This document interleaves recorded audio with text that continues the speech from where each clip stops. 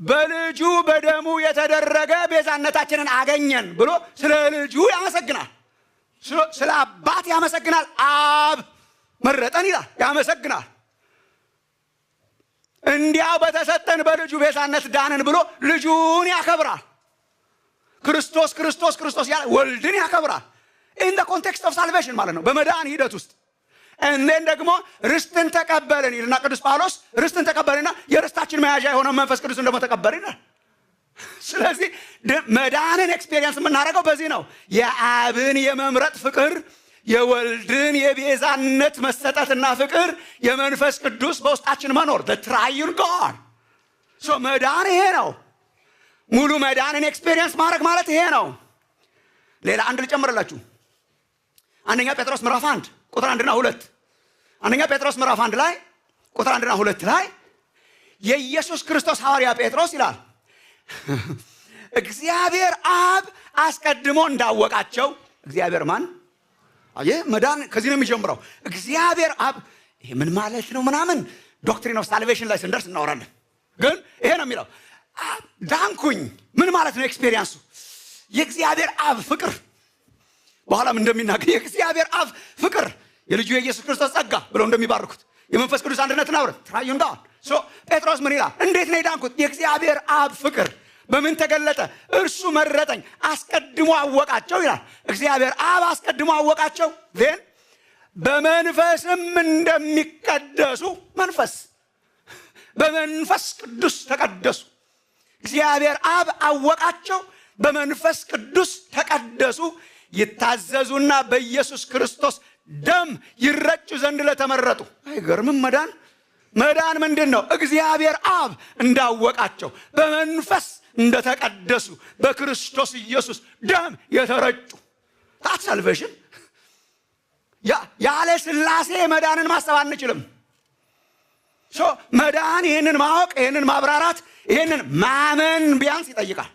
ማመን ይጠይቃል። ጌታችንም ያስተማረው ይሄ ነው። ባይዘው እንመጣበታለን። ማቴዎስ ወንጌል ምዕራፍ 28 ቁጥር 19 ላይ እንግዲህ ሂዱና አሕዛብን ሁሉ እያስተማራችኋቸው በአብ በወልድ በመንፈስ ቅዱስ ስም እያጠመቃችኋቸው።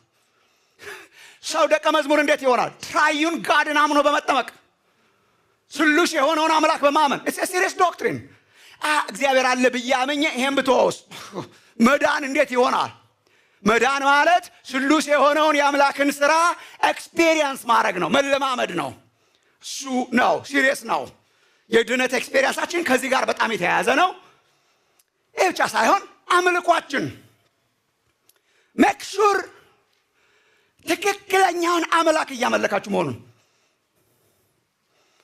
ሰው ሁሉ ይሄዳል ወደ የአምላኩ አይደል የሚለው። ስለዚህ አሉ ማለት ነው አማልክት፣ ብዙ አማልክት አሉ ይላል ቅዱስ መጽሐፍ። ሰው ሁሉ ደግሞ ወደ የአማልክቱ ይሄዳል።